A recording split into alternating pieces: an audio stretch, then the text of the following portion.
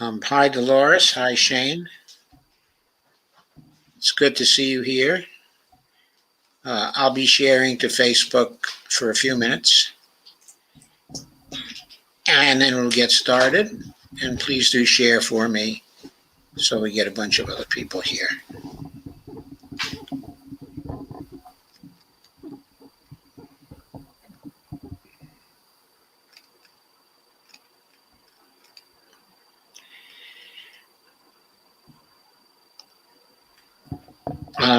And Michael, by the way, I've left some links to some of your stuff in the description for the live stream. Okay. So I have a link to ZCOM. I have a link to a YouTube that you did, and also to the real the Utopia site, okay, as well. Okay. So people will be seeing those, and we'll be able to go there. Okay, folks, I'm going to take a little while to share. Hi, Elvira. I see you there. I see you telling me it's time to rock and roll. So we'll try to rock and roll as much as possible. I think you're the only one online who calls me Joey, Elvira. The only other person who calls me Joey is my wife.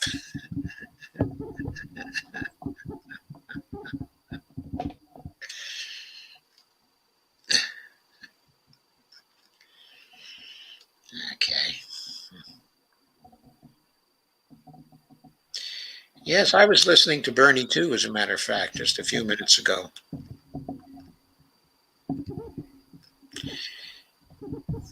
I think he's trying to sell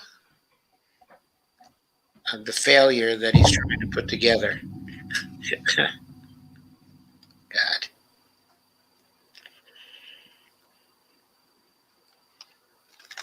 Mm.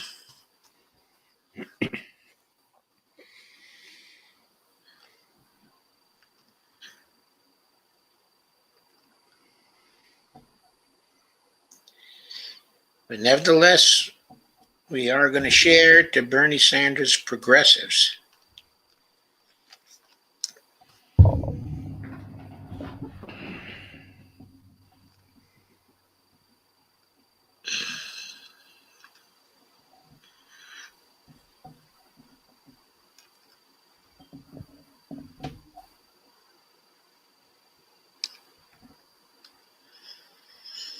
Hmm.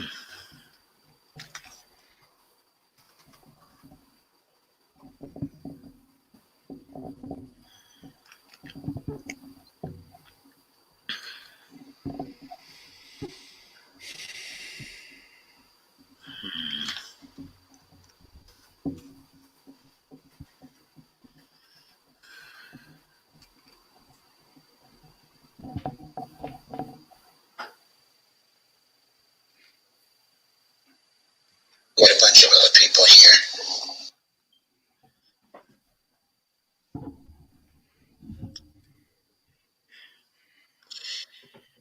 Okay, friends, I'm about done sharing. So, this, of course, is the in-depth show.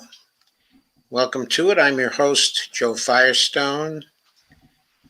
And my guest for tonight is Michael Albert. Okay, and Michael is the author of a new book called No Bosses. And what No Bosses is about is having no bosses, but it's also about a new economic system called participatory economics. And I'm going to turn things over to Michael now to introduce himself in more detail. Tell us what participatory economics is as a system. Well, first, thank you for having me. Okay, my pleasure. Participatory economics is it's a vision, I suppose you could say. It's an attempt to propose an alternative to the system that we endure, capitalism.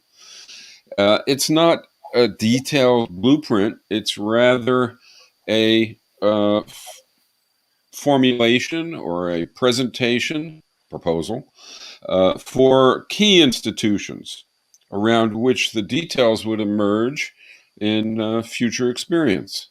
And those key institutions, I don't know how long you want me to go on, but there aren't many. There's really sort of five core features that characterize participatory economics. And then the claim is made that this new vision would be a classless economy. It would be an equitable economy, an economy in which people manage their own lives, in which there's self-management, an economy which honors diversity, an economy which produces solidarity, a desirable economy in place of capitalism, and also quite different from what typically has gone under the name socialism. Many people call participatory economics participatory socialism, which is fine, but it is not the same thing as what has been called socialism, 20th century socialism, the kind of socialism we've seen, in the Soviet Union and various other countries. It's quite different from that. Okay, so please tell us about the five institutions. Okay. It starts, I'll try and keep being succinct, and you can draw out as much as you want. I'm fine with that, but I don't want to go on too long each time. It starts with what all socialists require, I suppose you could say, to get beyond capitalism, which is getting rid of private ownership of the means of production. Once you do that, so suppose you don't have somebody who owns the workplace, you don't have somebody who owns natural resources and so on and so forth.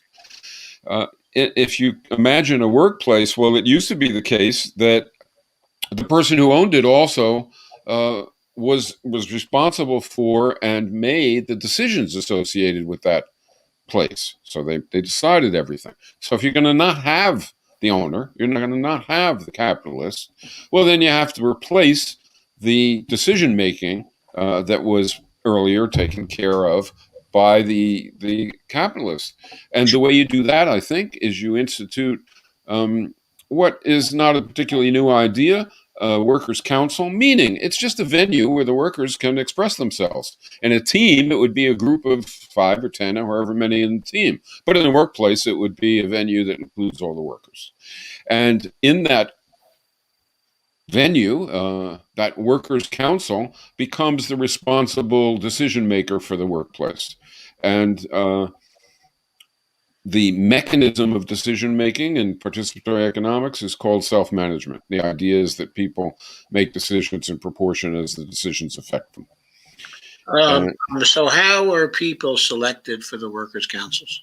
Everybody who works in a workplace is in the workers' council. Okay. So Okay. that's easy. Yeah. But there's a key problem already that one has to solve, and the sort of the emergence of the different institutions is sort of a kind of a step-by-step scenario, because we got rid of the owners. Now we need decision making, so we institute the workers' council, and we have the workers who are self-managing. Well, that's fine, except how are they going to be at doing that? Are they going to be good at doing that? Are they going to be inclined to do that? Are they going to have the needed mindset, skills, and information to do that? Well, if that's what we want, we have to answer those questions. And the next big institution for participatory economics is a new division of labor. And the idea is roughly this. So before you get into that, I do have further question about self-management councils, the workers' councils. Not so much the self-management at the start, but the workers' councils, themselves. Okay.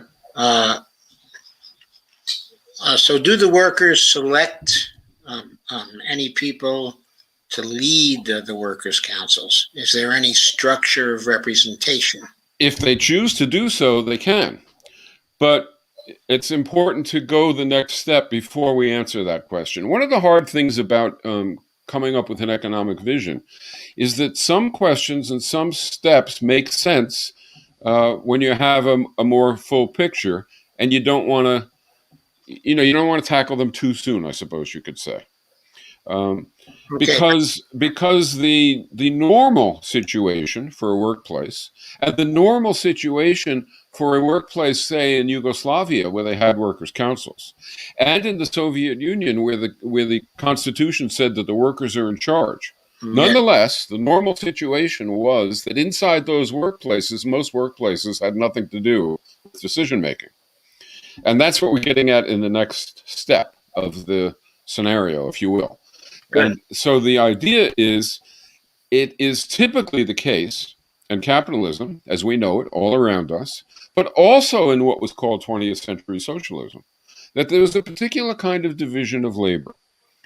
Any economy has to get things done, and there are tasks, and tasks combine into jobs. So far, that's true in every economy, and it always will be. So what's a division of labor? Well, it's a particular way of dividing up the tasks into jobs. And in capitalism, the way we do that is that a worker has a combination of tasks, all workers do, constituting a job. But about 20% of the workers have a combination of tasks with a particular kind of attribute. The tasks that they're doing are largely of a sort that conveys to the worker doing them a degree of control, a degree of information, a degree of connection to other workers, a degree of confidence in their own capacities, and so on. But the other 80%, that is the other 80% of jobs, which are, again, combination of tasks, combine tasks which are overwhelmingly disempowering. The first 20% empowering. The second 80% disempowering. Meaning what? Meaning the day-to-day activity of doing those tasks diminishes your skills, diminishes your understanding of the overall situation of the workplace, reduces your contact and your connection to other people in the workplace, reduces your confidence, reduces your inclination to make decisions. So if we want to have worker self-management with workers' councils, we have this problem. If we keep the old division of labor, it will be subverted. It will be subverted because inside those workplaces, a group of people who under capitalism are between workers and owners, and I want to call them the coordinator class. They're between workers and owners because they're empowered employees, whereas the workers are disempowered employees. That group of people will become the ruling element. And that's what we see in 20th century socialism.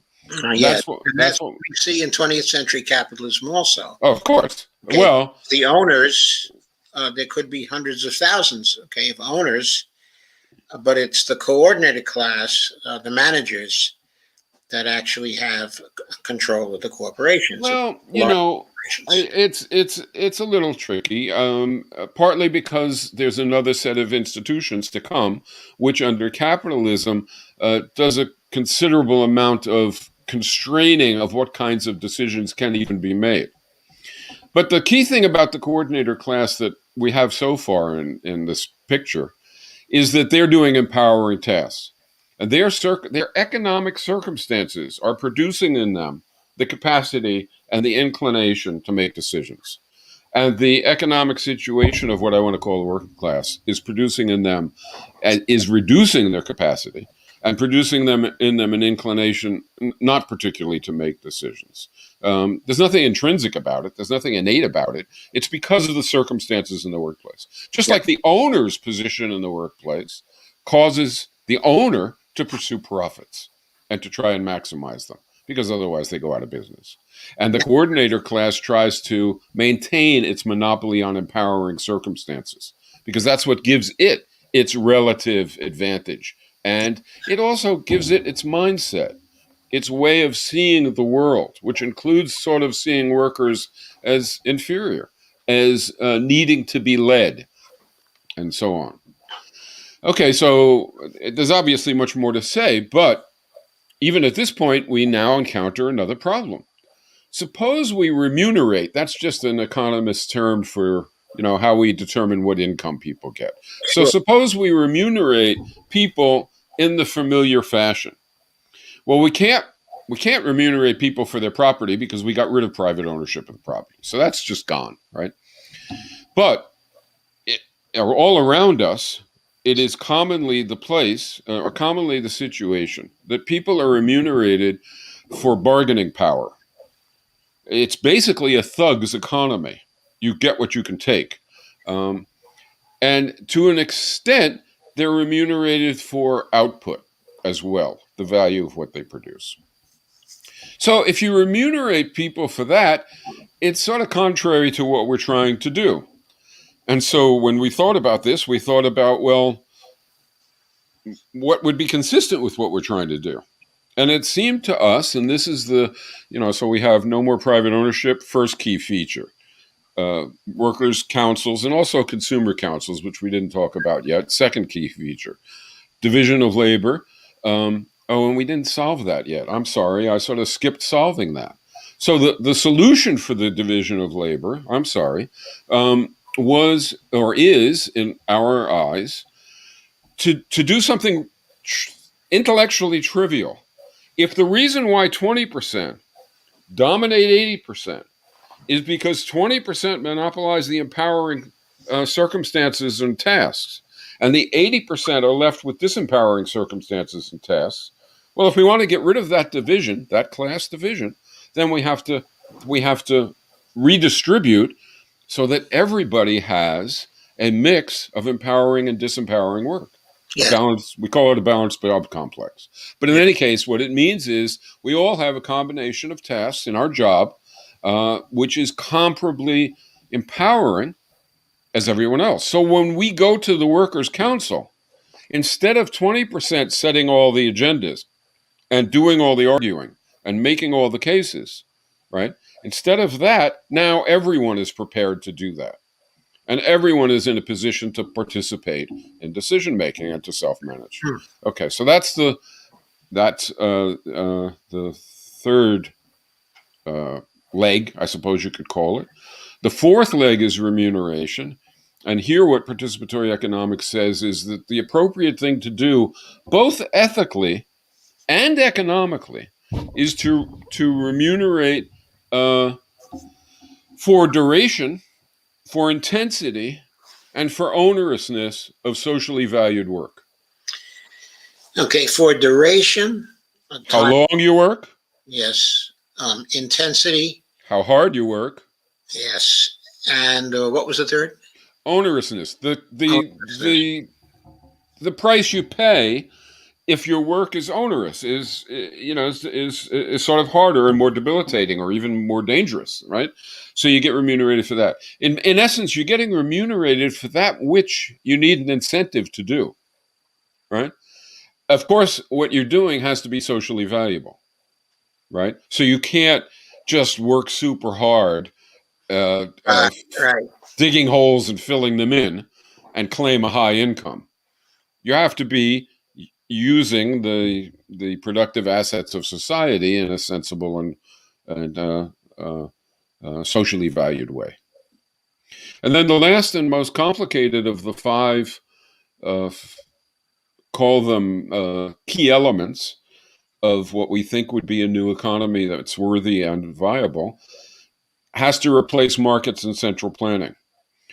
Because central planning, again, introduces the class division between the coordinator class and the working class. Yeah.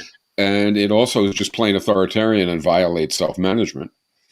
And markets introduce the competition between buyer and seller, which distorts personality and violates solidarity and destroys diversity. And also, these are longer discussions, but violates the ecology, yields remuneration for bargaining power, et cetera, et cetera. So these two allocation systems, again, it requires more to make the full case, but these two allocation systems are contrary to the classless, self-managing, diverse, solidaristic kind of economy that we want to create. So we come up with something to replace them, and it's called participatory planning. Uh, it's a system whereby workers' councils and consumer councils, right, sort of cooperatively engage in a step-by-step planning process in which there is no center and there is no above. There is an exchange of preferences and for what to consume and what to produce, which goes through various rounds and arrives at a plan which takes into account the ecology and people's real needs individually and socially. And so the claim is that this economy that we've sort of succinctly summarized um, is a worthy replacement for capitalism, and also doesn't suffer the difficulty that's commonplace to what's been called 20th century socialism, which is that is a coordinator class economy. It would be better called coordinatorism. And this thing that we're talking about can be called participatory economics or participatory socialism, or really whatever you want. The name is not the important thing. The substance is the important thing.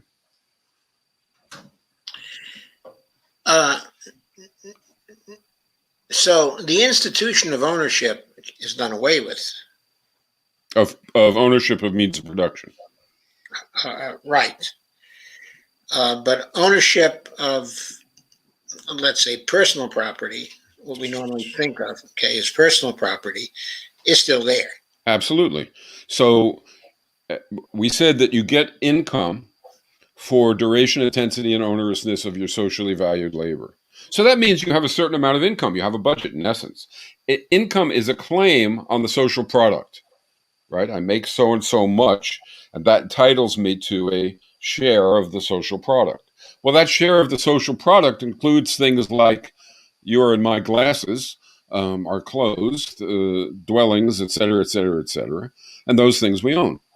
And so, no, it's not the case that, I can go in and take your hat and it's mine because I say it is. No, the the the private goods that people basically purchase with their income belong to them.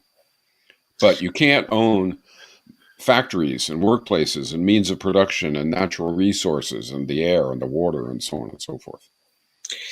However, those things will still exist. Of course. But they will be run by the workers' councils.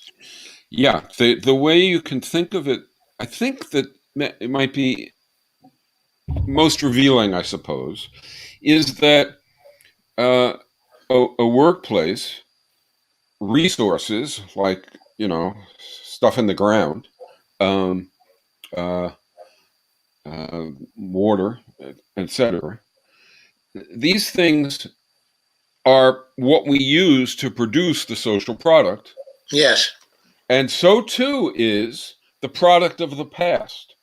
So technology, right? The ideas that are associated with production. All that is also. So there's a natural commons of stuff that is used to produce. And there's also a human created commons of stuff that we use to produce. And that's altogether the productive commons. And a workplace is basically saying to society, the whole of society, we would like to use a certain amount of the natural and produced commons, in other words, of resources and of equipment and so on, with this purpose, to produce this stuff.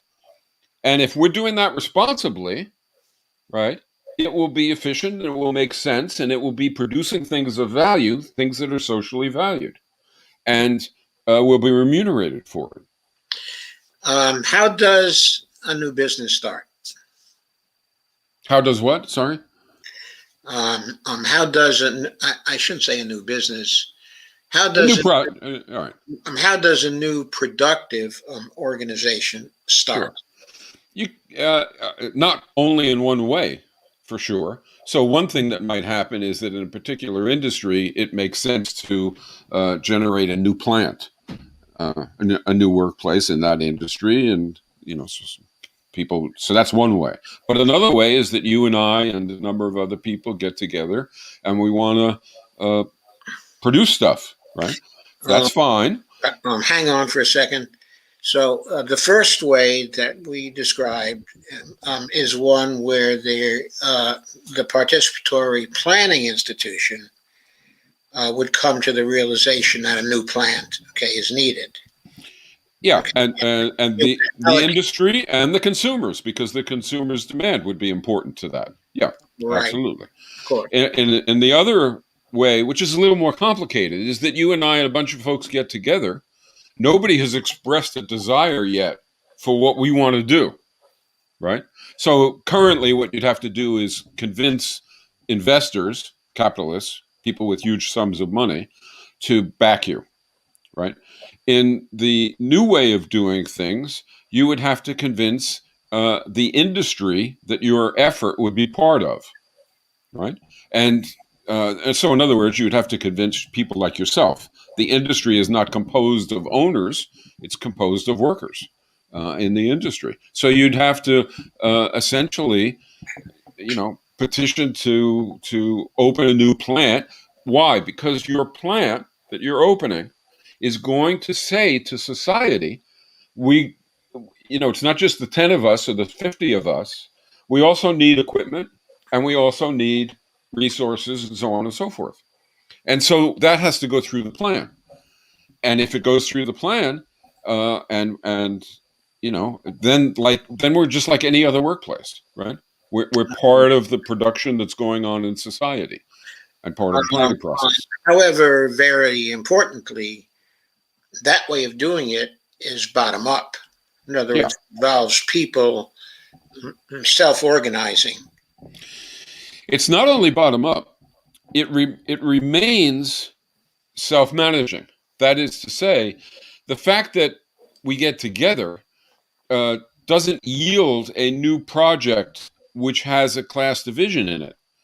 It really sort of can't have a class division because it's got a workers' council and people are, by virtue of the kinds of jobs that are available, comparably empowered, and incomes are comparable. If you want to earn more than me, you have to work longer than I do or harder than I do or at more onerous conditions than I do.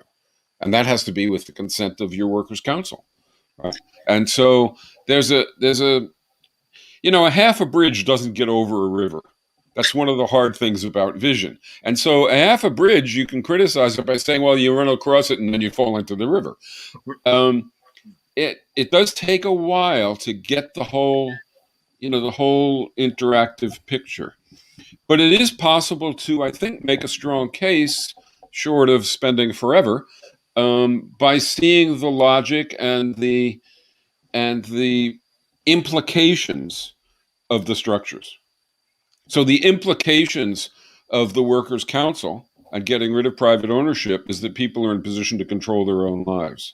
The implications of the balanced job complexes and the education that society would have to prepare people to be part of such an economy is that people are in a position to participate in decision making in a comparable manner, in an equal manner. And the implications of the remuneration is that it's equitable, that there's no tremendous disparities, and none of the disparities are unjust. In other words, if you work longer, you should get some more. And the implications of participatory planning are that the process of arriving at what will be produced and consumed and where it will wind up is consistent with the rest of this picture. It's consistent with people managing their own lives. It's consistent with equitable outcomes. It's consistent with solidarity and so on, rather than it trampling that.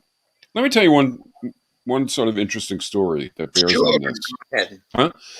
So I was in Argentina, I guess about 20 years ago, and they had an economic crisis. And in this economic crisis, many capitalists sort of washed their hands of the firms that they owned because the firms were failing.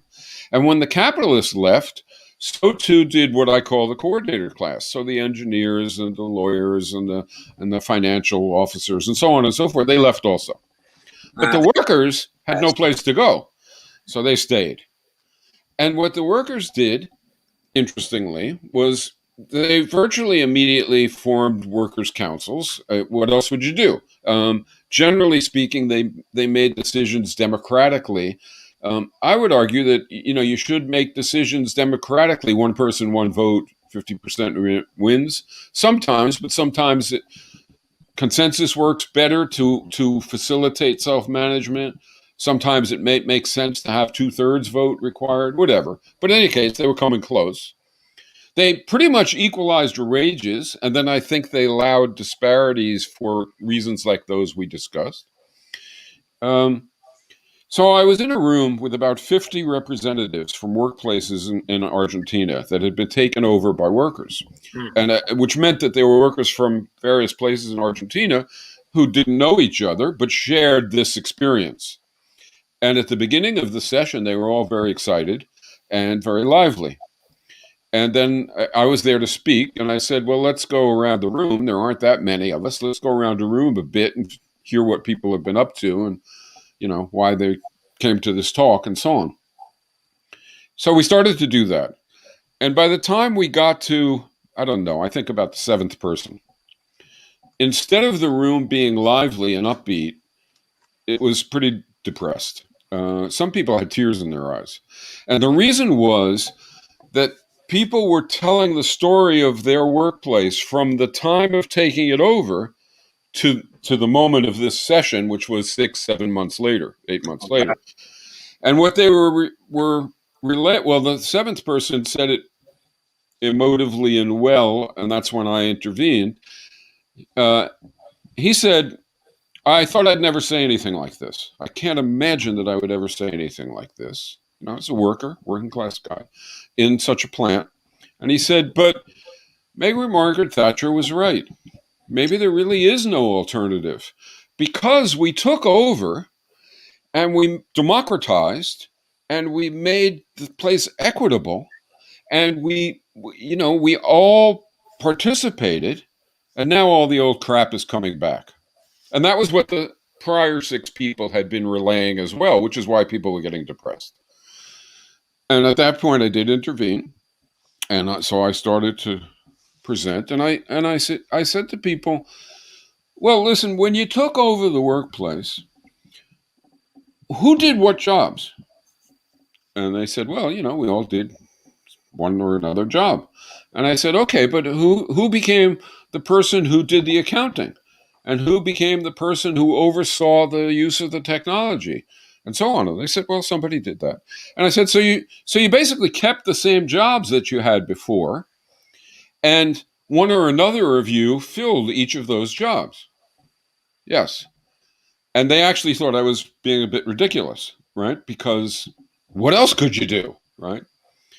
But then I tried to explain that I thought that their experience did not prove that human nature was corruptible, that human nature was the source of injustice, which is what they were feeling, but rather that retaining the old division of labor was the source of the problem. And then we talked about what you and I talked about a little bit before, how people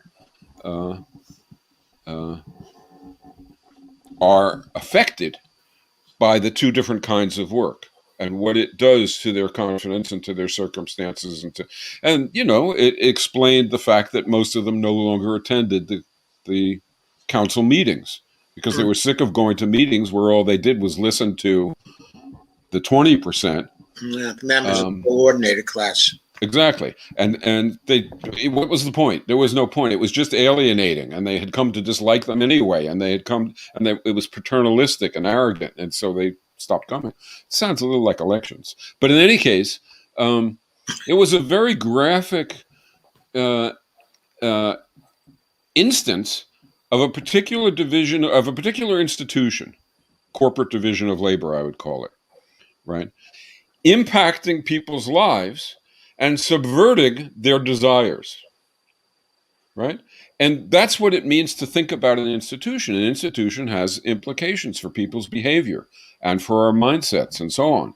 But it's kind of interesting because what you're describing, I think, is that in the type of work situation we come to consider a normal work situation. Now, Yes, now there is a division, okay, of labor, and it's felt that you need to have the division of labor to be efficient, okay, and right. to be effective. And the division of labor specializes people. Mhm. And it's these specializations that produce the gradations between the coordinated class That's the argument. and the That workers. that's the argument. So Margaret Thatcher would say, Margaret Thatcher would say to me, Michael, what are you talking about? So suppose we took a hospital. You're telling me that the brain surgeons should clean bedpans some of the time. And my reply is, yeah, that's right. The everybody in the hospital should be doing a mix of tasks such that the sum total of what they're doing is comparably empowering to others. Now, you can't do that overnight, but we're talking about an established alternative kind of economy. And yes, and then she would say, that's crazy. We would lose the surgical skill, right, of the surgeon's time that is no longer going to surgery, but is instead going to whatever other disempowering activities they have to do. And she's correct, right? That's an objectively true statement. And often that ends the argument. Everybody thinks, oh, that's true. Okay, we have to have it. But it's nonsense. And the reason it's nonsense is because it ignores that the other 80% of the population, right? The other 80% of the work, so 20% of the workforce is doing less of the empowering work. True. But 80% of the workforce is taking up and doing not only that work, but more. And Thatcher would say to me, you're so naive and ridiculous. The 80%, what I want to call the working class, is incapable of that. It can't do that. So what you're doing is you're saying we'll get less surgery from the skilled, smart, capable surgeon, and instead, some of us will have to go under the knife for an incompetent person who doesn't have the capacity to be doing what you want them to be doing. And that's widely believed also. And it's not that dissimilar from the belief that used to hold water in modern societies, and still does for some people, which was that women couldn't do anything but a narrow set of household tasks, right? And blacks and other groups of racially segregated groups can't do empowering work. And if you go 50, 60 years ago, and you put, to use the surgical example, if you put all the surgeons in a giant stadium and you look around, there's very few women and blacks, and they're just deemed to be, weird exceptions, but not to demonstrate anything. And the white doctors would say, well, it's all white because we can do it and they can't. And it's all male because we can do it and they can't. And actually, the truth is, 60, 70 years ago, a lot of the people outside of the stadium, a lot of the women, blacks, Latinos, would say the same thing, right? Would sort of believe it. Not always entirely, but somewhat, and sometimes entirely. And we know, of course, 50, 60, 70 years later, that this is utter nonsense, that actually the circumstances of people's lives and the way they are treated, and the way they are channeled, and the way they are constrained produces the result. It isn't intrinsic. We know that now, right? Yes, we do. Of course. So I claim the exact same thing is true for the difference between the coordinator class and the working class. If you ignore the social circumstances, the channeling, and the constraints, it looks like those who aren't doing empowering work aren't doing it because they can't. But it's nonsense. The reason they're not doing it is because there's no opportunity to do it. There's no training to do it. There's no circumstances to do it. There's no household conditions conducive to doing it. No. If that's true, then the argument starts to fall apart, Thatcher's argument, because it turns out that that remarkably, it seems that we can have classlessness, we can get rid of this division between a coordinator class and a working class, and that doing so, instead of imposing upon people less output and less quality, right, frees up the capacities of 80% of the population. And so let me tell you one more story. I was in one of those plants in Argentina. Before you go to the one more story. It exemplifies this, though. I'm not changing the topic, but go ahead. Yes, but in freeing up the 80% of the population, or I shouldn't say the workers, what you're doing is you are also freeing up their capacities. Yeah. For doing the things that the coordinating class exactly supposedly only can do. And there's no telling what capacities they're going to have. I think we can make a pretty good bet that the distribution of capacity, it's not that we're all exactly the same. That's nonsense too. We're not all exactly the same, right? Of course.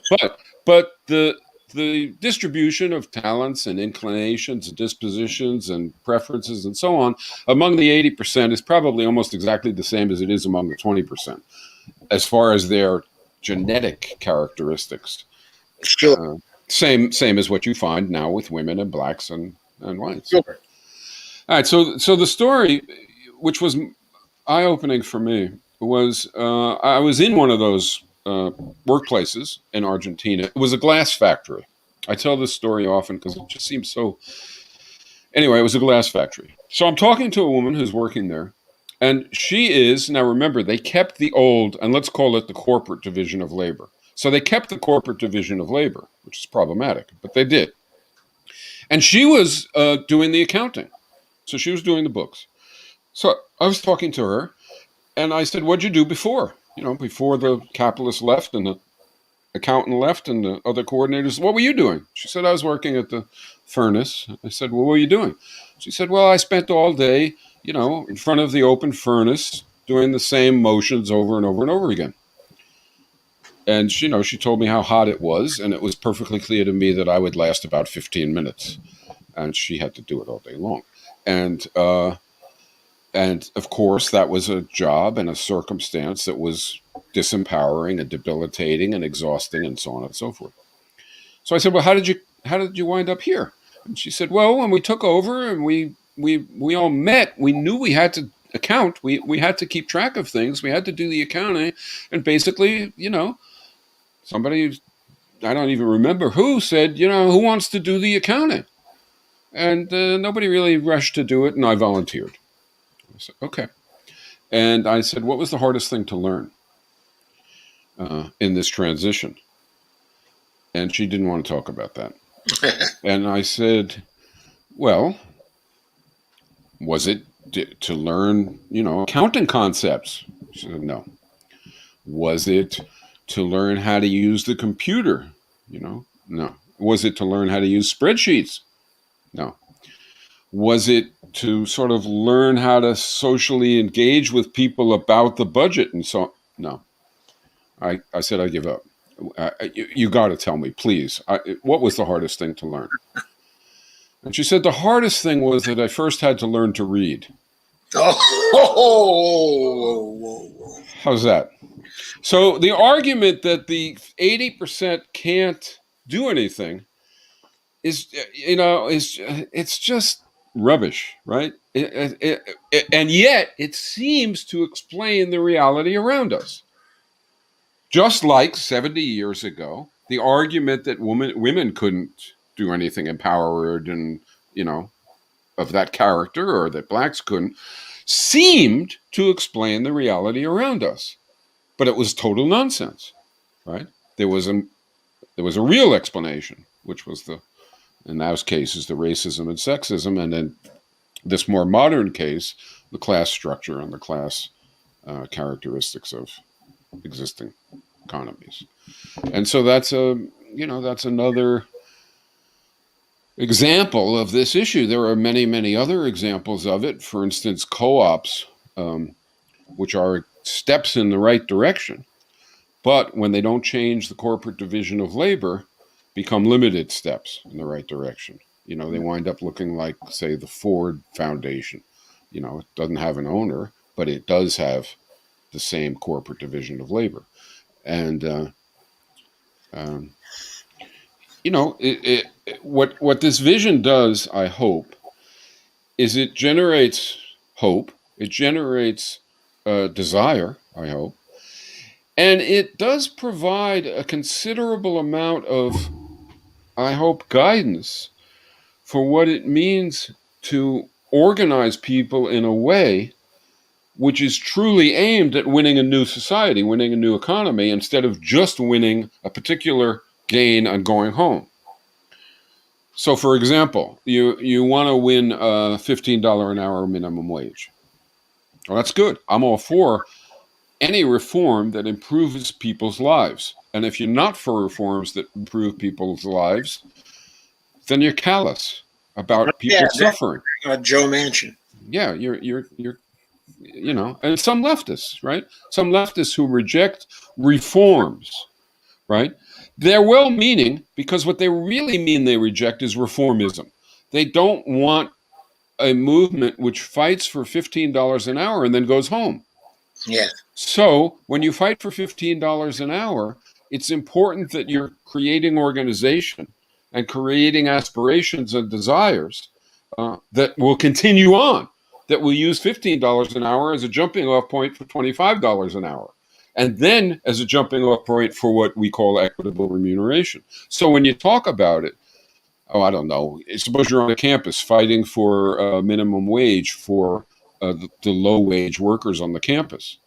Well, in the course of organizing and rallying, you might, at various points of time, ask why the professors earn more than the people who are cleaning the classrooms.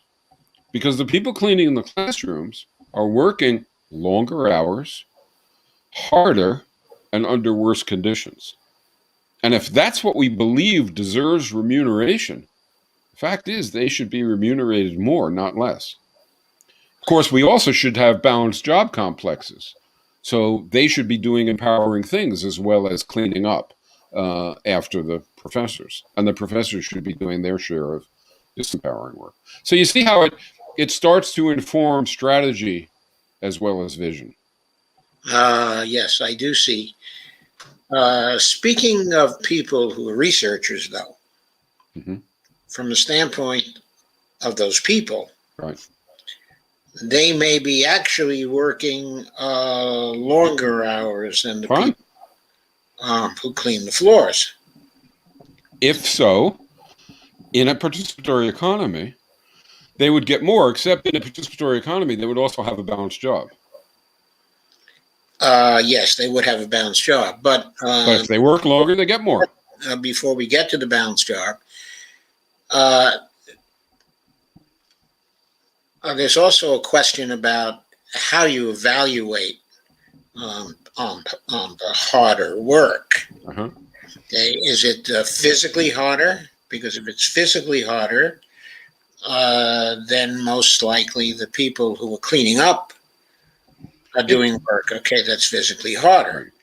Okay, but if it's harder in the sense you first spoke about, in that it's more intense work, then it could be the work that's being done. The researchers is actually more intense work. Right, and so who decides? You ask in the beginning. You sort of ask, well, who decides this? The answer is always the same. The Workers and Consumers Councils. And Consumers Councils, yes. Right. So if you have a workplace which which has as a part of the composition of the work, right, research or various other things like teaching or like doing surgery or whatever, right? So you have a hospital or you have a university or whatever it is you have, then the Workers' Council. And remember, we have balanced job complexes. So that means this Workers' Council isn't a bunch of people who have a monopoly on all the information. It's a bunch of comparably comparably participating people. It's going to determine these things. And it starts to get a little difficult because here's a sort of an interesting way to ask the question you're asking, I think. We have all these workplaces, right? And we have the society produces a total social product, Yes, yes, right? yes. And we also have people having income, and the income is a claim on that social product. Yes. So in a workplace, what amount should the entire workforce get? In other words, not each individual, but the entire workforce of a workplace, what should determine how much it gets? Well, the answer would be the socially valued product, right? And the number of hours and the intensity of work and the onerousness of work that goes into it. And so the allocation system, the thing that's replacing markets and central planning, participatory planning, needs to have a way for industries, for the whole society, and then industries, and then workplaces, right, to sort of apportion the correct amount of income. So when the planning process as a whole and the industry as a whole apportions to your particular workplace the right amount of income, now your workforce, the workforce inside that workplace, apportions it among the workers, right? So the workplace is deciding. Rather, it isn't the case that everybody is doing the same average amount of duration, intensity, and onerousness. Joe is doing more, Sam is doing less. Probably because Joe wanted to earn a little more and Sam likes leisure and wanted to earn a little less. So it's probably agreed in advance. But in any case, then the workforce is who decides, because they decide everything. And it's the workers, the Federation of Workers' Councils, which in the planning process decides how much each factory gets. If a factory, just for as an example, suppose a factory is producing, I don't know, violins, okay?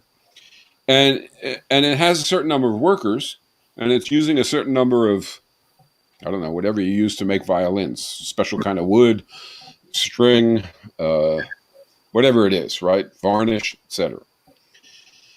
And the output of the factory is socially desired, right?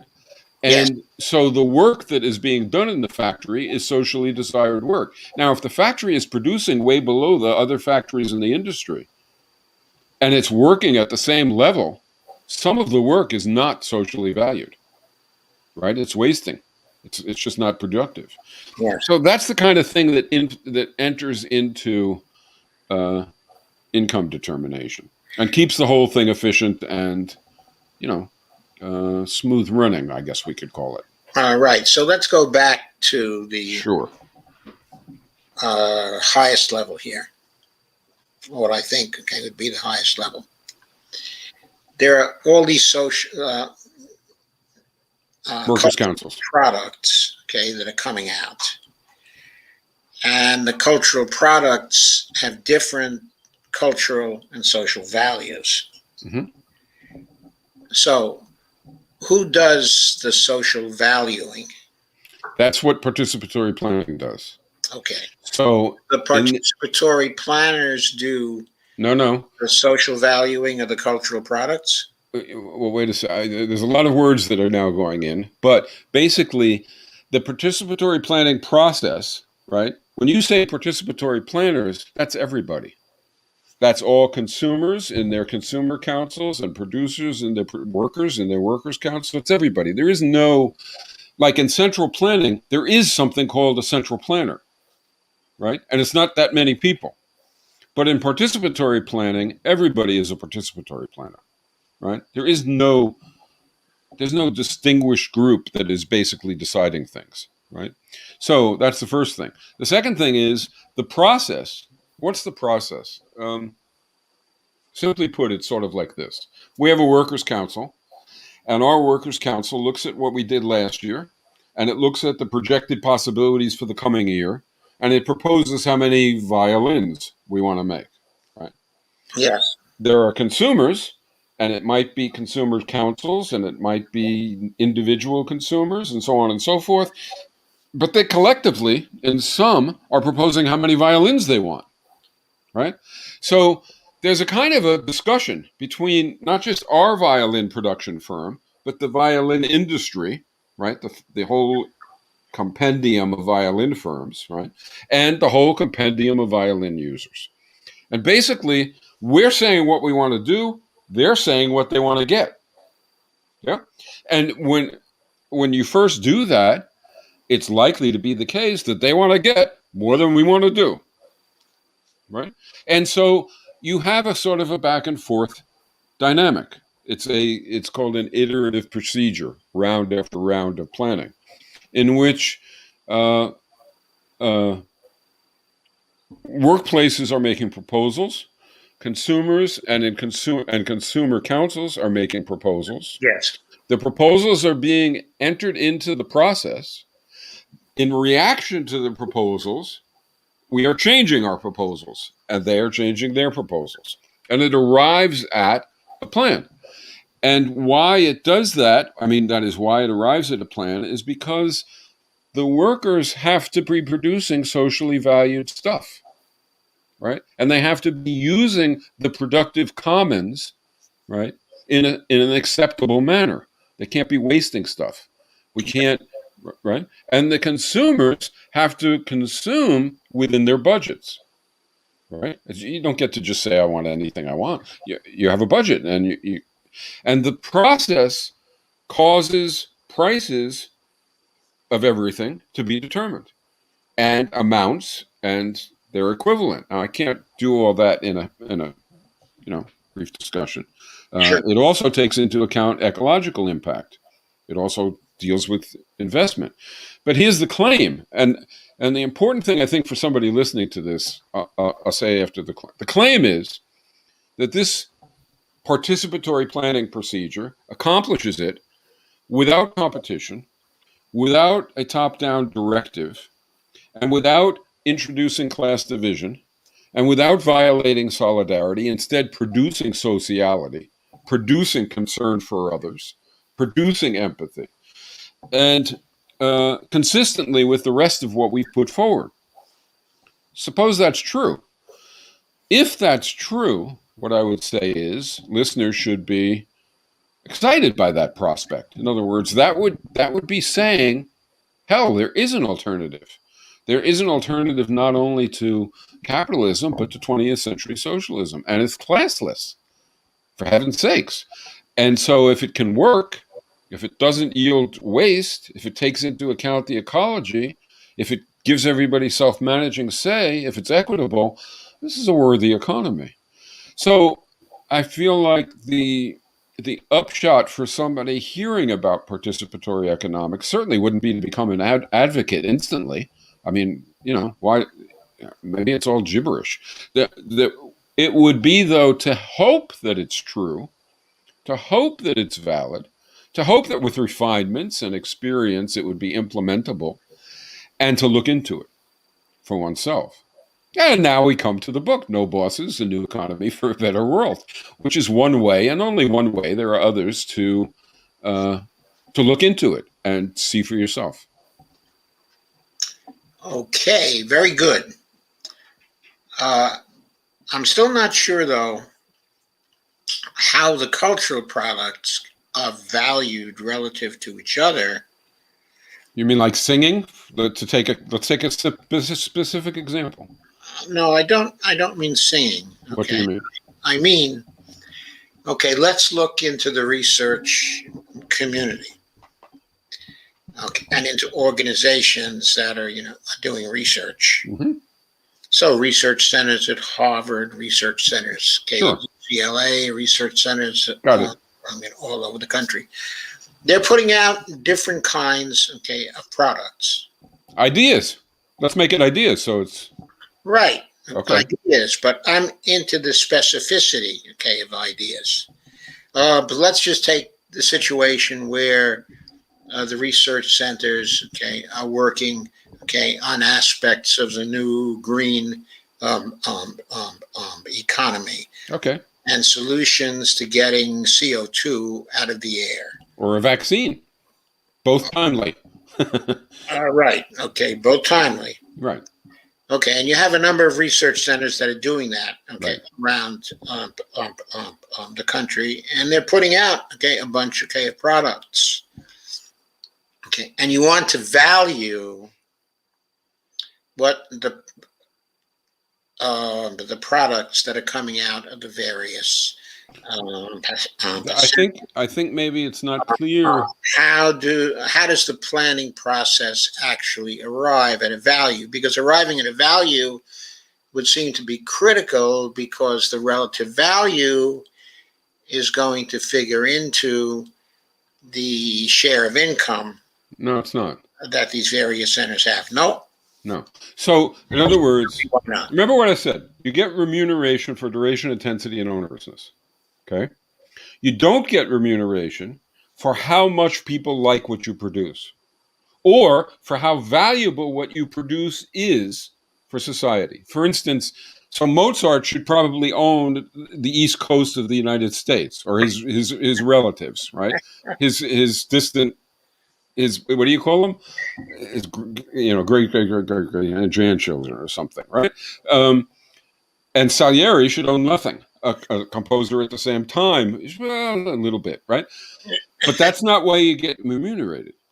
You don't get remunerated for the value of the product. You get remunerated for duration, intensity, and onerousness, as long as the product is socially valued. In other words, as long as people want it enough to warrant the amount of time and effort that went into it.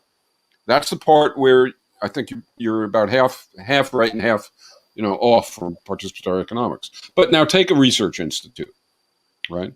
And actually, it's pretty similar to taking the industry, the music industry, but we'll leave that. So take a research institute. What is it doing? It's like any other workplace. It's asking for a certain amount of space, the housing. It's asking for a certain amount of electricity and resources. It's asking for maybe certain inputs if it's a research institute that is doing actual experimentation, right? It's asking for labor, it's using labor, and it's using the capacities of the workers.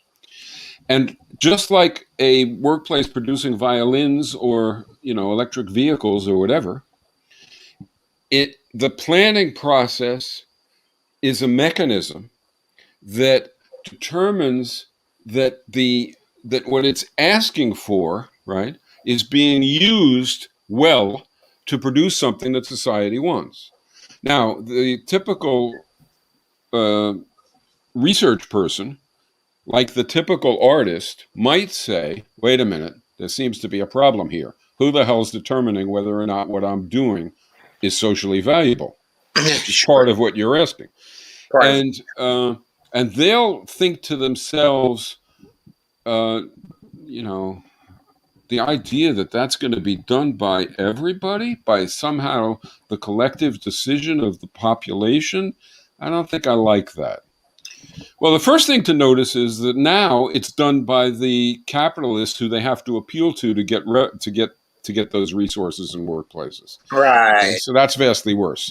The second thing to notice is that in a participatory economy, who they actually have to appeal to is their industry, right?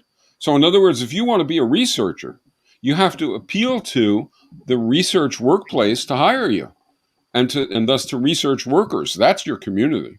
Yes. Now, why can we say that it makes sense for society to essentially determine whether or not the research is warranted, right? Whether or not we want the research, or whether or not we want the musical labors of the musicians, right?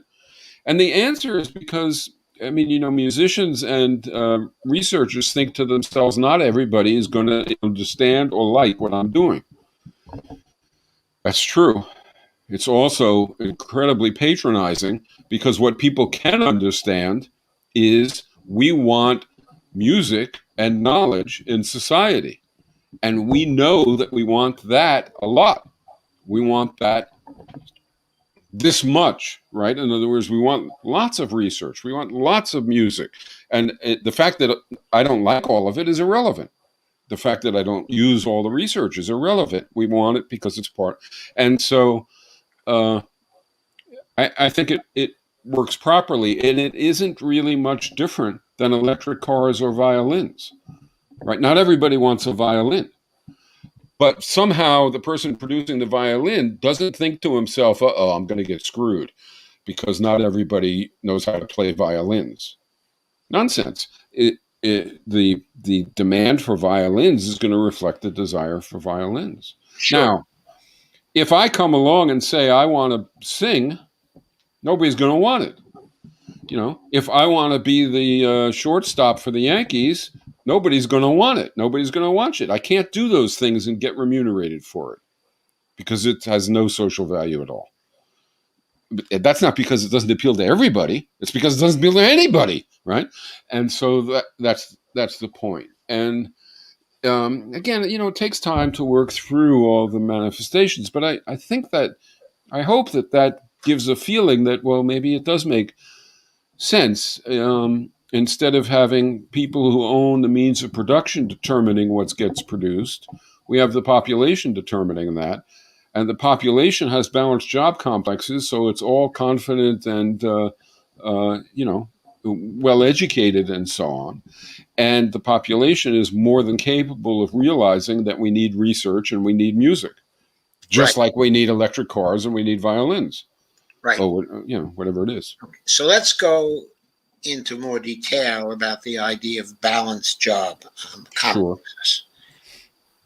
Okay, I think I really like that idea, but I'd like to have more detail from you. Okay. The abstractly, and then we can do specific examples if you want. Abstractly, I don't think it's very complicated. The idea is any job is a mix of tasks. So no matter what, we're going to each of us who works is going to have a mix of tasks. Yes. And what I'm saying is, or what this balanced job complex idea says is, the mix I have, and the mix you have, and the mix the next person has, and the mix everybody has, should be such that we're all prepared to, comfortable at, inclined to be fully participating economic citizens. And that'll mean citizens more broadly too. But for the point of view of the economy. So we don't want a situation where a subset of people are made confident and inclined to make decisions and having information relevant to decisions and having access to circumstances that are associated with decision making and so on and so forth, and other people who get none of that and get the opposite. Yes. Right? Okay, so that's the abstract idea. So what is it? It's perfectly fair to then say, well, like what Thatcher would say. Thatcher would say, Michael, that's so nice. I'm just so impressed with the sentiment behind that, and you're an idiot. And the reason you're an idiot is because in practice, that would cause the society to suffer immeasurable losses, right? And what would be the immeasurable losses? The immeasurable losses are the idea that we would lose the fantastic creativity of the coordinator class and its industry, and right, and we would, from the working class, we would get less of the work that they've been doing, and then the rest of what they're doing would be probably downright damaging, right? Okay, so we dealt with that argument, right? So that abstract argument is down the drain. Why? Because the working class is perfectly capable. Doesn't mean every worker is going to be a surgeon. Doesn't mean every worker is going to be, a nuclear physicist or whatever. It means each worker can do a mix of tasks such that the overall implications of their job complex are comparable to other workers. Okay, so what does it mean in practice, in actual detail, like you said? It means that in a workplace, you look at the tasks that are associated with the industry, with the what it is you're producing, and instead of sort of reflexively dividing them up in the corporate way at the behest of the coordinator class. You instead literally divide them up to have the characteristics that we said.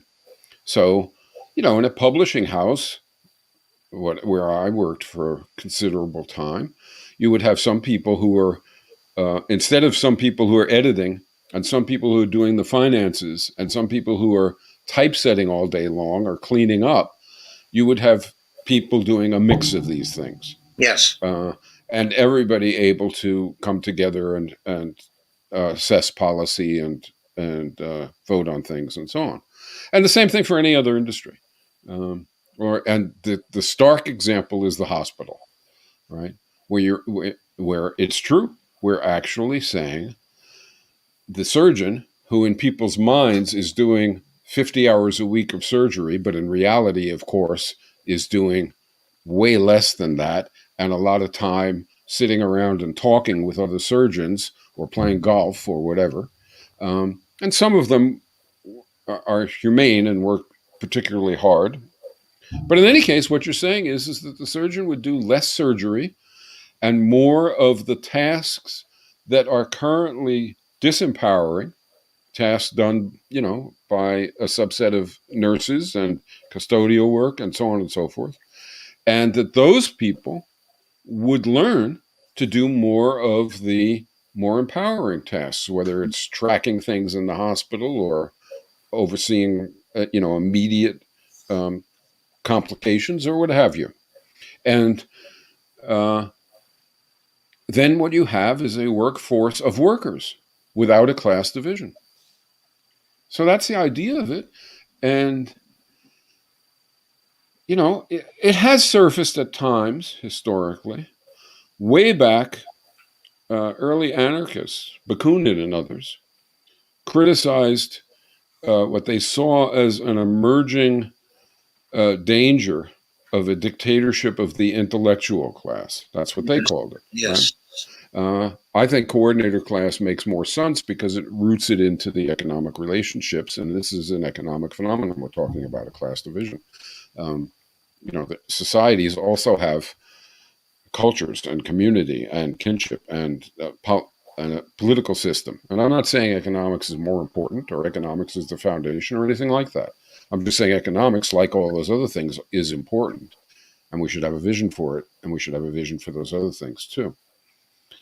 But in any case, so the early anarchists had a sort of a critique of what's being described, although I'm unaware of their ever proposing the actual alternative to it in quite the way that we do. In May of 1968 in France, which I'm sure you remember, the uprising in France, there was a tremendous amount of this sort of sentiment surfacing. This sort of, wait a minute, society has got more than just owners and workers. It's got something in between, and we have to start to pay attention to that. And would that we had kept paying attention to it, we'd be in a much better place now, but we didn't. This also has bearing, maybe we should say, on, say, the phenomenon of Trump, right? What's going on there? For decades, the Democratic Party has seen itself as having support from those at the bottom who will bother to vote, which won't be everybody by a long shot, right? But having that, having support from the black population, having at least reasonable support from women, and trying to get support from the coordinator class as its full conception. And often speaking and creating proposals in a way that spoke to the coordinator class and much, much less, if at all, to the working class. And Hillary Clinton was the epitome of that when she called everybody a bag of deplorables or whatever. I mean, that's the essence of, that's why working people tend not to have experience of capitalists, right? Working people don't go to work each day and encounter a capitalist. Capitalist isn't there. working people go to work each day and encounter managers and engineers and doctors and lawyers in the coordinator class. Yes. And they grow up. Called the members of the creative class. Well, they might call themselves that. I'm not going to call them that. Okay, so the workers encounter them and develop an antipathy toward them, right? One worker I was teaching in prison, and he put it to me this way. He said, when you walk down the street and you're walking toward each other down the street, and there's an assumption, and people know who each other are because of dress, because of just the manners, everything, right? And it's clear that the working person is supposed to get out of the way of the coordinator class person. Now, it sounds trivial, but it's not so different from the black person supposed to get out of the way of the white person once upon a time. And it's the same kind of dynamic. And so working people have this class consciousness that is fed by personal experience, direct interpersonal experience with lawyers and doctors and engineers, and the arrogance and the dismissiveness and the entitlement and everything else, but not with owners. And so along comes Trump, right? And we sort of wonder, how can working people, any of them, vote for this billionaire thug, right? And the answer is because their antipathy toward Clinton is greater. Partly sexism, but mostly, I think, this class dynamic. Not all workers, right? Some override their antipathy to Clinton, right? Because they hate Trump even more because they know more about what's going on. But I think it's a big part. It started with, you remember the guy who was Spyro Agnew? I remember him well. He was, at least in my experience, he was the first in the U.S. who very self-consciously, right, very clearly tried to identify the left with what he called professionals or intellectuals or bullet-headed liberals or whatever, but it's all the coordinator class, right? And to identify the right with working people. Yes, he was. And then you have Bush doing it, right? Bush, he used the to friendly guy who you can go and have a intellectuals. Yeah, that's what Spyro Agnew said, right? Right. And Bush, a guy you can go have a beer with or something like that. And Trump, people regarded him as plain spoken. Sure, he was rough. Sure, I didn't like some of the things he had to say, but he was honest. And Clinton, I just can't, that kind of thing wasn't instantaneous. It was a product over a long period of time. And to get rid of that problem and to instead have movements that address racism and sexism and power and class is a task. But once that task is underway, it will keep growing, and we will, in fact, win a new world. Okay, shifting a little bit the orientation now. Sure. How extensive is the literature, on Paracon right now? Well, I don't know what constitutes extensive. It's not very extensive. There are, some books. There's any number of essays, lots of essays, and there's any number of, say, interviews and debates and things like that. But a lot of it is around a relatively, I have to be honest about this, a relatively small number of strong advocates, let's call it, right? And, there's a problem. Where can people find the literature? Oh, well, that's easy enough. If you go on Google and you look up participatory economics, you find a ton. Okay. Or you go to ZNet, which is the site that I do, but there are other ones. Or you go to Real Utopia, which isn't just about participatory economics, it's about participatory society. So, in other words, a kinship vision and a cultural vision and so on. So there's plenty in that sense, but there's none in mainstream media, zero, right? And there's less than you might anticipate in progressive and left media. And that's something that requires explanation, and different people have different explanations for why it's the case.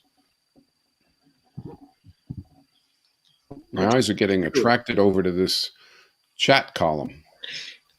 Yes, what's been going on in the chat column is that right at the start of it, very close to the start, we began to get some scammers. Okay. If you look at the comments at 10:02, and for some reason we can't see the earlier comments now, I don't know why. But if you go back to 10:02, there was a comment by Lana Dell. Okay, and that is the real person, who made that comment, said that she has an impersonator. Then there are a whole range of comments that claim the same name. But they're all empty. Falk? F-A-W-K? Lee. I mean, there's no substance. We are getting spammed. Okay. And we know that it's not actually Lana because there's an M, in front of the content. And the reason why the M is there is the only person who has the L in front of the content is actually Lana herself. I see. Okay, so the others are all spammers. Down around 10:10, it starts to... Yeah, it sort of changes around. Yeah, it starts to be serious, I think, yeah. I don't know if it starts to be serious at 10:10 or so. I'm still scrolling through 10:05. Okay, but at 10:06, we have another spammer come in. It might be the same spammer, but just, starting a different account. And then that person is giving us, a lot of nonsense. And then comes the fork that you spoke of, and that's that same person, giving us, a lot of nonsense. So why is that happening? Okay, then we have a BL who says, this guy is so boring, just saying. Well, BL is a real person. Okay, and my only comment is, I'm sorry, BL, but I have to say Michael Albert is not at all boring to me. He has a serious degree of intellectual backup in back of years of work trying to think this through. And it is well worth trying to devote some time to understand it. Okay. Then there is a Mr. Denete from Real Progressives. He says he's from there anyway. And he starts to spout some nonsense. There is a Mr. Morris, who he said has ordered the cancellation of the show. I don't know if Mr. Morris has ordered the cancellation of the show or whether this is just something coming from the spammer here. But what this does tell me is it relates to a conflict that some of us are having, between the Red Berets group that I'm affiliated with and the Real Progressives group that has seen me for some reason as an arch enemy of the Real Progressive group for quite some time now. I think that all is based on a false premise, but that's a subject for another day, in another place. Then we get a comment from for Carmen Muniz who says, isn't the reason that progressives get paid more is because of their knowledge and how it interacts and makes sense in certain fields and their ability of recall. Why don't I answer that? Memory. That is a serious question, right? And I think it is a good one for you to answer. Okay, I don't think that's why progressives make a lot. I think progressives make a lot because they have the bargaining power to demand a lot. That's what basically determines what you get paid. Now, you could follow up and say, well, it's the amount that they know and the amount of their recall and so on, which gives them that bargaining power. There's an element of truth to that. That's true. But the question is, why should it? Let's get to the heart of remuneration. So somebody is born with fantastic reflexes and capabilities, which enables them to play in the NBA and earn $20 million a year or $40 million a year. And we all think there's something wrong with that. But the fact is that that person, let's take it LeBron James or Steph Curry, these guys are underpaid if we're going to pay people for the value of their output. The value of LeBron James's output, his playing basketball on the court, or Steph Curry playing basketball on the court, in our society is way more than they're paid. You might not like that that's the case, but lots and lots and lots of people get pleasure from watching them and value what they're doing. Why don't they get as much as the value of what they're doing? Well, they don't have enough bargaining power to take it all. The Nike takes some of it. The TV channels take some of it. The owners of the teams take some of it. Basically, it's very closely a function of the power of the various elements to command the income. So now we might say, well, okay, that's not good, but we want something better. Well, what is it that we want better? What better do we want? Do we want to reward Adele because she's born with an incredible voice? Do we want to reward Chomsky because he's born with an incredible mental faculty of whatever sort? Do we want to reward somebody who's born fast, strong, whatever? Do we want to pile wealth on top of luck in the genetic lottery? And that's what we'd be rewarding, luck in the genetic lottery. I don't think so. The fact that you're already lucky in the genetic lottery is very nice for you, but there's no particular reason why we have to reward you for it. And there's no incentive effect, right? You don't get more talented because we give you more income. It has no incentive effect at all on your talents, right? So we don't want to reward that kind of characteristic of a person. What about their accumulated learning, which is what the questioner referred to? Well, how did the accumulated learning come about? It came about from effort.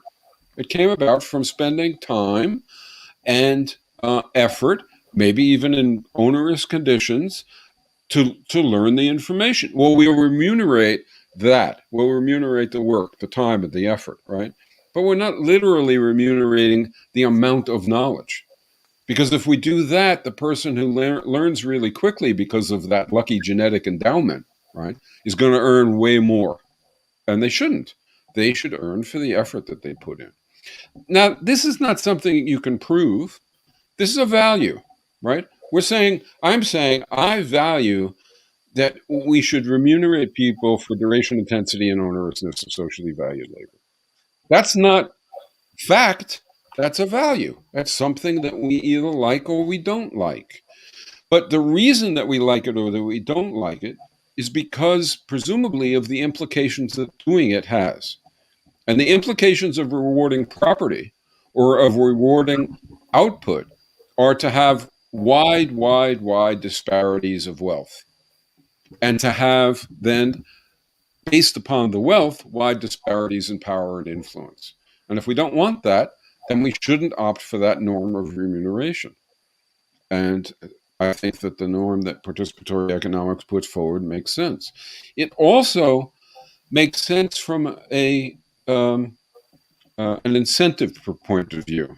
And here's how I try to explain that to people. I've often talked to student audiences, and I'll say, is there anybody here who's in pre-med? Somebody will raise their hand. And I'll say, okay, imagine that you're just getting out of school, just getting out of high school, and you have a choice. You can either go into college and then medical school and then go through interning and become a doctor. Or you can, instead of college, go into a coal mine or go into, some other working class circumstance. And instead of medical school, you'll be in that situation. And instead of being an intern, you'll be in that situation and so on. And now you have to choose one of those two, right? And I'm going to start lowering what we take to be the salary that is necessary to provide you the incentive to become a doctor. The incentive to go to college instead of the coal mine, to go to medical school instead of the coal mine, to go to be an intern instead of the coal mine, and to earn, let's say, $700,000 a year as a doctor instead of $50,000 a year as a coal miner. I'm going to start lowering your salary. And you're saying you need the $700,000 to become a doctor. And I want you to honestly tell me when I've lowered your salary enough that you will, in fact, not become a doctor and go into the coal mine. And I do that with student after student. And I say 700, 600, 500, 400, 300, 200. And at this point, they often interrupt me and they say, I don't know how low I can go before I won't be able to survive, but that's how low I'm willing to go to stay over here in the doctor track instead of going over there into the coal miner track. And what turns out to be the case is that what is accepted as commonplace knowledge, as just obvious truth, right, is a gigantic lie.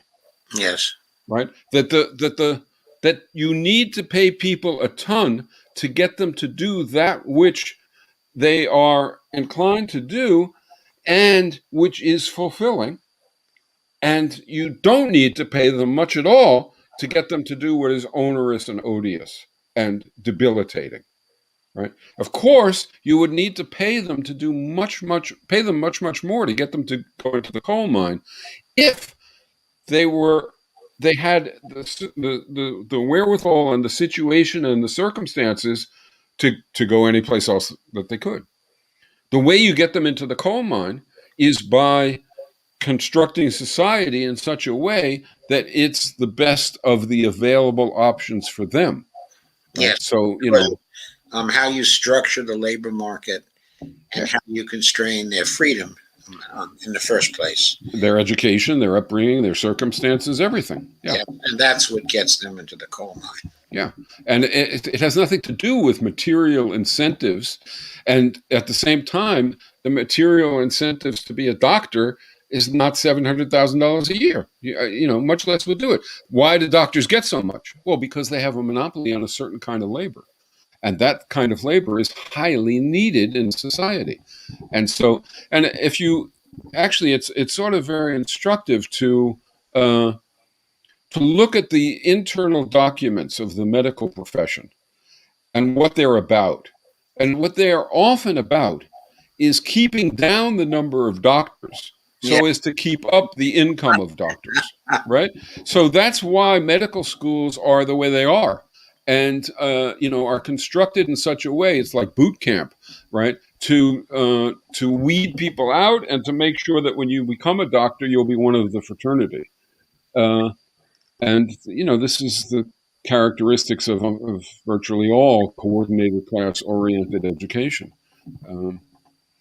And so, it's a very upside-down world in which truth and reality are often truth of what's possible and reality of what is are often incredibly different, and so different that it takes a leap to see it and to acknowledge it, because it makes what is so ugly.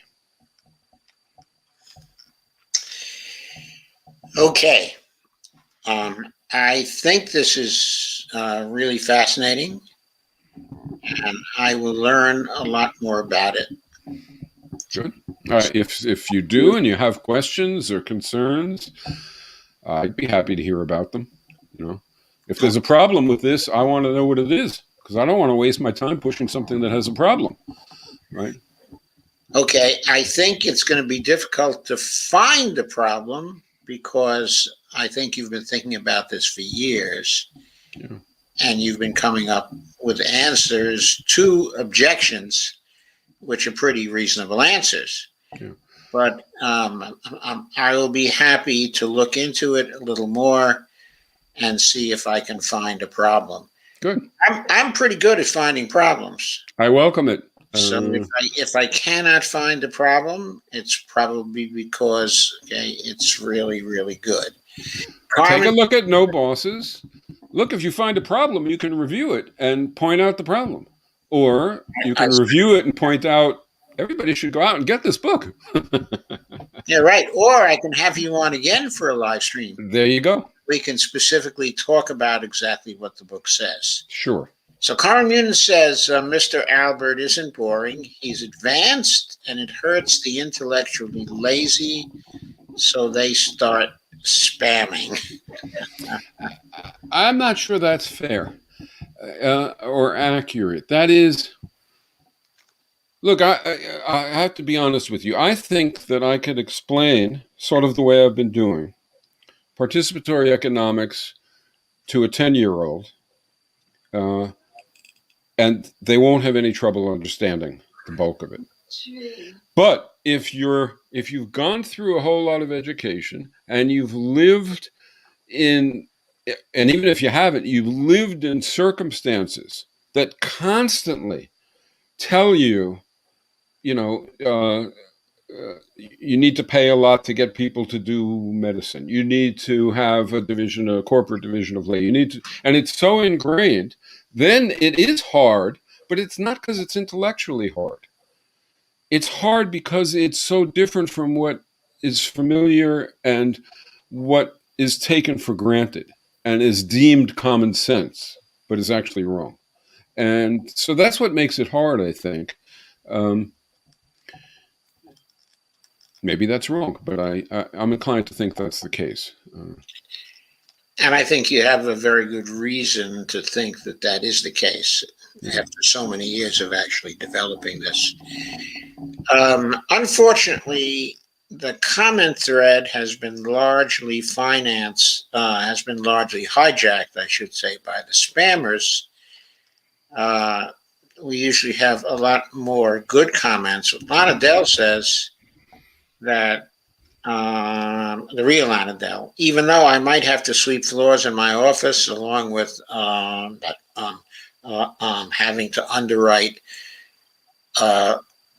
loans, and she laughs. She understands the implications of sharing out the tasks. Let me look at some of these if you want to spend more time. I mean, I don't know if you do. No, I don't want to spend any more time with the trolls. Okay, but with Lana's comments, sure. Well, sometimes the trolls are fascinating. I mean, I don't know whether this is a troll or not. I can't distinguish. I'm here to figure out who comes on this show and blacklist anyone who comes on this show from being allowed on real progressive shows. Well, I don't know who this is. I don't know whether they're a troll or not. But I would say that's a very peculiar attitude. That's a very strange attitude. You're here to figure out who comes on this show and blacklist them, and your reason for that has nothing to do with substantive disagreement or implications of what they say, but just that they're on the show. I think you should think about that, right? That has nothing to do with being progressive or leftist. It doesn't even have to. What is real progressives? Okay, Real Progressives, is a group that has, they're incorporated into a 501c3 nonprofit and a 501c4 nonprofit. Right. Okay, and they're largely organized around people who are actually volunteers. Okay, they're dedicated to teaching or spreading, the MMT approach to economics, which is an approach to economics that I favor as well. I used to be a member, of Real Progressives. I used to live stream for them, at one time. Before they were incorporated, during the days when they were a Facebook page. Mm-hmm. And a group, of volunteers helping a Facebook page. For reasons that, I won't go into, there were four of us who withdrew from the group, okay, at that time. Okay. According to the Real Progressives side of the story, they view me, okay, as the person who was motivating the withdrawal, okay, of all four people. Okay. Well, who planned it out, okay, and who got it going. That, in fact, as a factual matter, okay, is untrue, but that is the claim they make. Okay. it wouldn't matter if it was true. I mean, Oh, the level of the level of pettiness, I guess you could call it, and absence of substance should make people think twice. I see the last comment is I hope there is a transcript of this conversation because I need to read it to fully visualize the big picture. Well, there's better than a transcript of just this quick conversation. There's the book, and I will plug it now shamelessly. please do, Michael. No Bosses, A New Economy for a Better World, which is the publication date is in about a week, but the book is now available on Amazon and on the Zero Book site and so on. And you can go to a book page, which will tell you more about the book because you don't necessarily want to buy it yet, but you want to see a little bit more about it. You want to read testimonials, etc., see the table of contents. You go to the page nobossesbook.com. Couldn't be simpler, nobossesbook.com. And there you'll see testimonials from various people, Chomsky, Yanis Varoufakis, a whole array of people from different parts of the left community. You'll see the table of contents so you can see what the book is about. And you'll see a bunch of reviews have already been written, and they're there also. So you'll be able to make a judgment about whether or not you want to read further about these ideas. Yes, I would add only one thing to that. You can go to Amazon and buy the Kindle version of the book, okay, at this point. But there they say they're not going to deliver it to you until November 1st. Right. Okay, so it isn't possible to actually physically have it to read until November 1st. Right. I think that's the case. And unless somebody writes me an email and claims hardship and I send them a PDF. So. Okay, cool. Okay, so I get the feeling that maybe we've come to a stopping point. Is that the case? I think we have come to a stopping point because the next thing for me to do is to learn a lot more. I'm sorry, I just had to laugh at this final comment. But anyway, there was a serious question being asked, though, and that is, will you have the book, okay, in Audible form soon, okay, because Lana wants to listen to it. I don't think so, unless you, Lana, get it in text form and record it.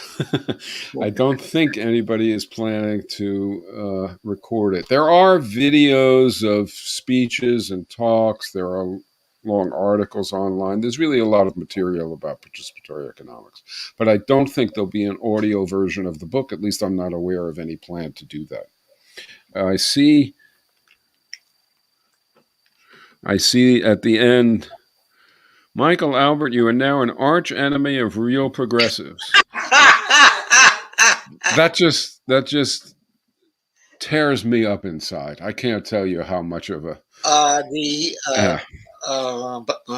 the really weird thing about it is I've heard from other sources too that there is a list of arch enemies of real progressives, which is internally kept. It's quite. I don't know if that is true, but it is really interesting to see the Mr. Denit actually name some of the people that I was told by other people are on that list, okay, of arch enemies. Whatever it is, I mean, what would make it substantive is if the person could say, because you believe this, this, and this, which are demonstrably harmful to humanity, we don't like you. I still don't understand arch enemy of Real Progressive. I don't even know what Real Progressive is, and I'm certainly not disposed to attack it in any way.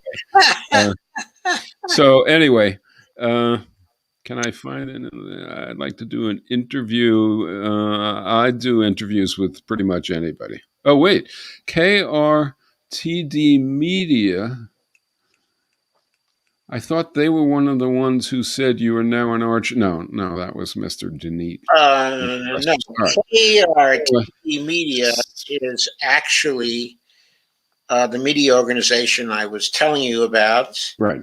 That is starting a network, Right.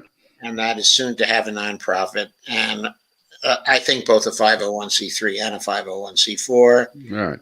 And the head of KRTD Media is Shane Coughlin.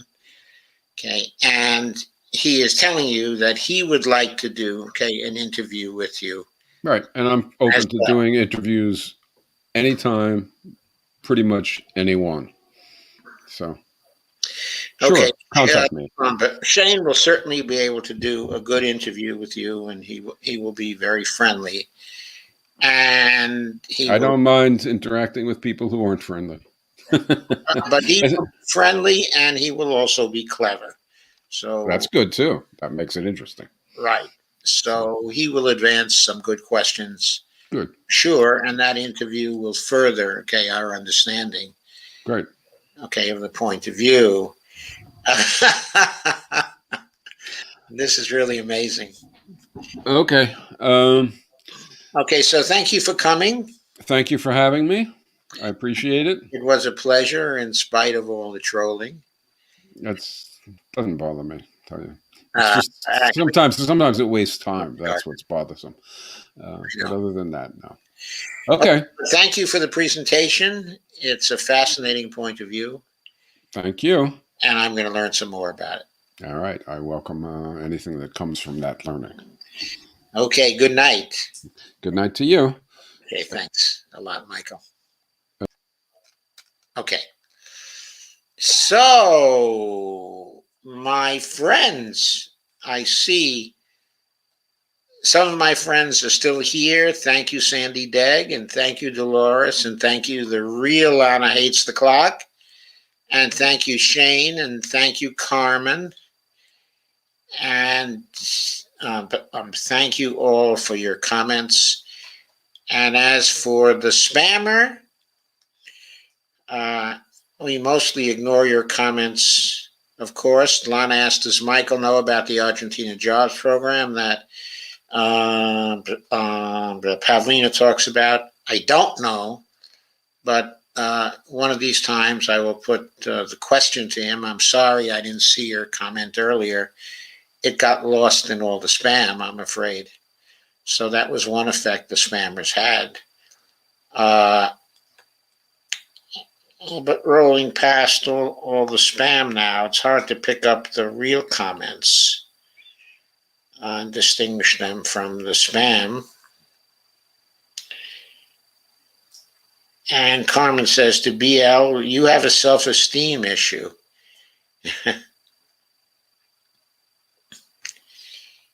Anyway, Mr. Denise was really hilarious.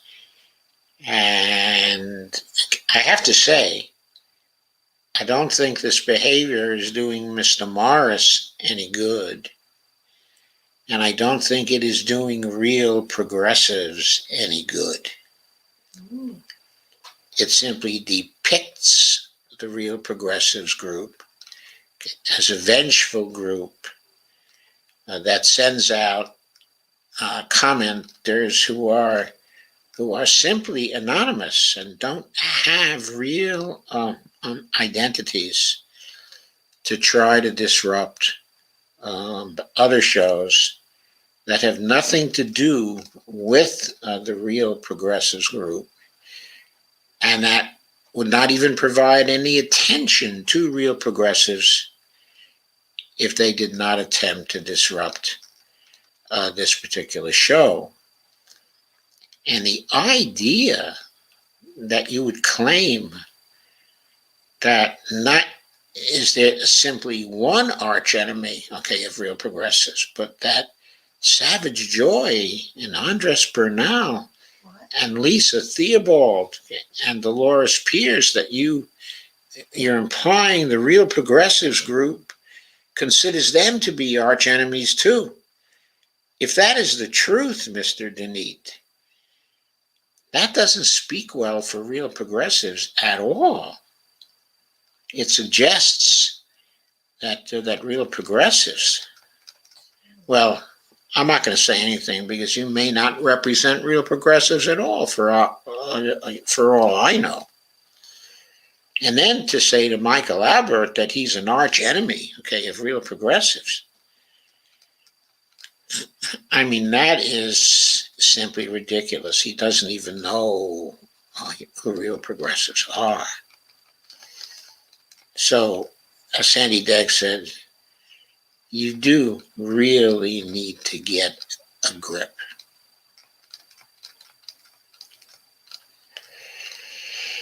And good night, Carmen, to you. And Dolores says, thank you for a great discussion and show. And thank you, Dolores, for coming and sharing as you do. And Dolores says, good night, everyone. Sandy says, wouldn't it be nice if we could all work together instead of spamming and trolling? Well, as you know, Sandy, it is not we who are doing the spamming and the trolling. Not at all. And Mr. Need says, I will be at Savage Joy's show next.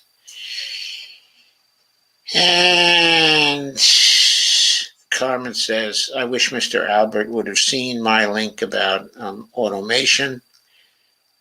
I think it got lost in the trolling. Sandy says, absolutely, they should just do their work and we will do ours. It's not a competition. And Mr. Denise says, Laura Fielding and Jason Call are also arch enemies. Sandy Degg says, no, we don't ever troll. Nah, we would never troll. It just would be a waste of our time. So on that note, I'll say a hearty good night to everyone. And thank you all for coming. And I'll see you tomorrow night. Have a pretty good show then. And on the 28th, which is Thursday, okay, of course, I'm going to have Edwin for New York City on and Sharif Snuggs, okay, as well. So, okay, I'll see you again. And good night to all.